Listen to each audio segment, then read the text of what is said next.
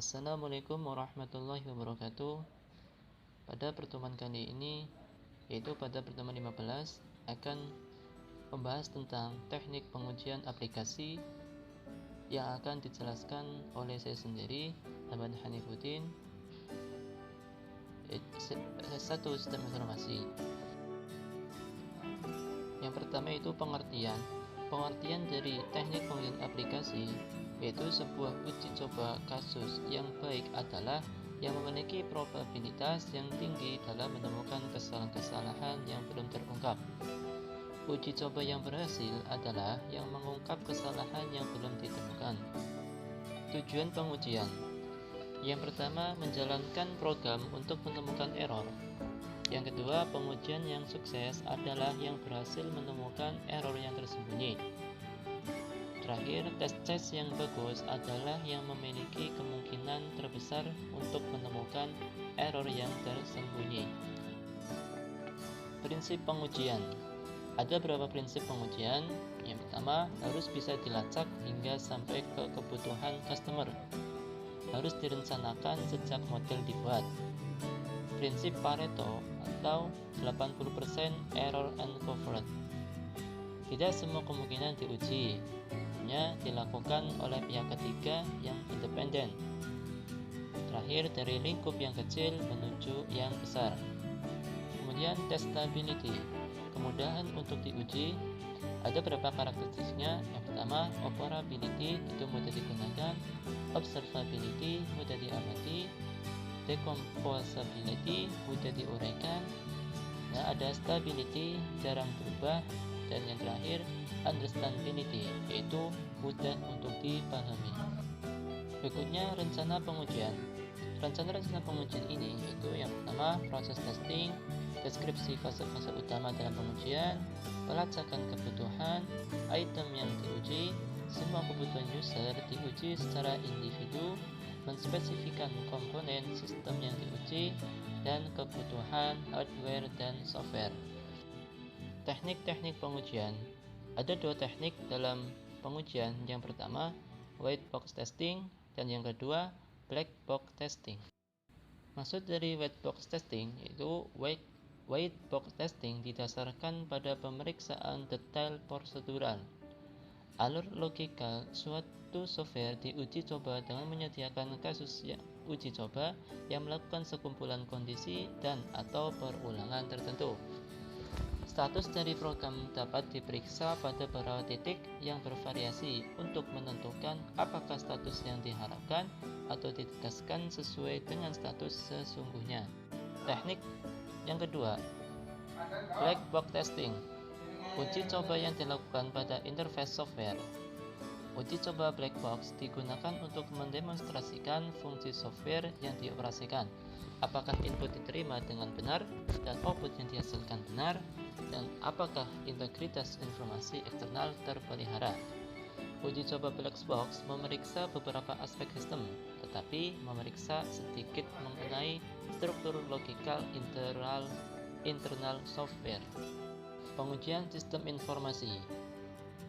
Itu ada tiga aspek, yaitu testing saat input data, maksudnya tindakan untuk menguji, edit, dan kontrol dalam pemasukan data, misalnya validasi dan cek digit. Yang kedua, testing saat pemrosesan, yang bertujuan untuk meyakinkan bahwa program telah bekerja seperti apa yang diharapkan. Yang ketiga, testing saat output, yang berguna untuk meyakinkan bahwa laporan yang dihasilkan telah dibuat dengan format yang benar. Pengontrolan pada saat input data. Yang pertama itu karakter check atau pengecekan karakter. Suatu tindakan untuk melihat apakah suatu file itu dapat menerima karakter tertentu saja atau tidak. Ya, cek digit atau digit check. Sejumlah angka mempunyai cek digit, maka sistem akan menolak sembarang masukan banyaknya angka yang tidak akurat. Numeric value check atau pengecekan nilai numerik. Ini merupakan karakter check yang dikhususkan pada karakter bilangan. Nah, internal compatibility atau kompatibilitas internal. Suatu data yang sudah dimasukkan sebaiknya compatible dengan data yang lain dalam satu aplikasi tertentu. selanjutnya duplicate transaction atau transaksi ganda. Suatu sistem sebaiknya dibuat dapat menolak transaksi yang ganda. Reasonableness test atau pengujian kelogisan seperti pada limit test, tetapi pembatasannya pada hal yang logis atau yang mempunyai alasan. Confirmation screen, layar konfirmasi, suatu tampilan yang akan memberikan konfirmasi bahwa data yang dimasukkan adalah data yang benar. Field length and overflow check atau cek panjang field dan overflow. Panjang field dapat diberikan dengan ukuran tertentu. Duplicate transaction atau transaksi ganda. Suatu sistem sebaiknya dibuat dapat menolak transaksi yang ganda. Kemudian ada testing saat pemrosesan data, yaitu delete versus reverse atau hapus lawan mundur. Maksudnya, ketika suatu transaksi telah diupdate atau dimutakhirkan, transaksi itu mungkin perlu dihapus atau ditelusuri ke belakang. Kedua, automatically triggered processing atau pemrosesan terpicu secara otomatis. Testing yang dilakukan harusnya dapat meyakinkan bahwa kalkulasi atau pemrosesan telah dilakukan dengan benar. Dalam hal ini, testing dilakukan untuk meyakinkan bahwa parameter yang tepat telah digunakan dan output dari pemrosesan telah akurat. Updating pemutakhiran. Testing dijalankan untuk meyakinkan bahwa sistem telah diupdate secara benar. Audit trace, jejak posting pemeriksaan. Testing dilakukan untuk meyakinkan bahwa log sistem dan jejak pemeriksaan telah bekerja dengan baik.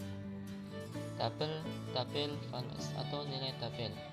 Testing ini dijalankan pada prosedur untuk pengupdatean parameter sistem dan tabel kode. Itu ada lagi yaitu arithmetic calculation atau kalkulasi aritmatika. Tes ini ditujukan kepada semua kalkulasi aritmatika yang telah dilakukan sudah benar sesuai rumus yang diinginkan. Itu ada database management system testing. Struktur database juga harus diuji untuk meyakinkan bahwa desain telah dibuat dengan benar. Ada lagi itu testing output. Pada testing output, itu ringkasan laporan dapat diperiksa sebagai hal untuk meyakinkan bahwa format dan isi dari laporan sesuai yang dibutuhkan. Yakinlah bahwa dalam laporan hal-hal yang bersifat aritmatika telah berjalan dengan benar. Jika ada laporan yang bersifat khusus, maka testing juga harus dapat menjawab bahwa laporan khusus ini ditujukan untuk meyakinkan bahwa data yang diekstrak dari suatu tempat harus cocok dan lengkap dengan kriteria khusus yang diharapkan. Dari penjelasan tadi, semoga dapat bermanfaat dan bisa dipahami. Apabila ada kesalahan, saya pribadi mohon maaf yang sebesar-besarnya. Terima kasih atas perhatiannya. Wassalamualaikum warahmatullahi wabarakatuh.